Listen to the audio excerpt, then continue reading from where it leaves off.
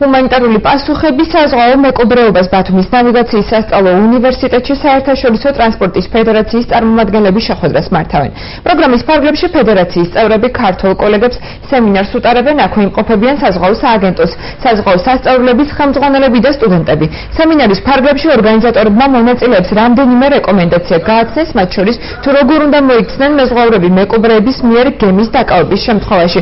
როგორც ფედერაციის წარმომადგენლებმა აღნიშნეს, ასეთ დროს უმთავრესია სიმშვიდის შენარჩუნება, შეძლების დაგვარად კონტაქტზე გამოსვლა. მათივე თქმით, მნიშვნელოვანია მეზღვაურთა ოჯახების დამშვიდების პოლიტიკის გატარებაც.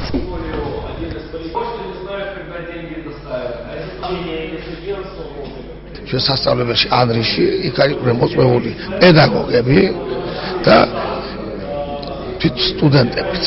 სადაც მოახსენეთ რა ამ შემთხვევებში როგორ უნდა მოიქცენ თვითონ მეზღვაურმა და საერთოდ აღნიშნეთ რა მიმართულებით უნდა იყოს მომზადებული ჩვენი მომავალი მეზღვაურები, რომ არ იყვნენ დაბნეული, ამ შიშის გზნობაც რო არ ქონდა.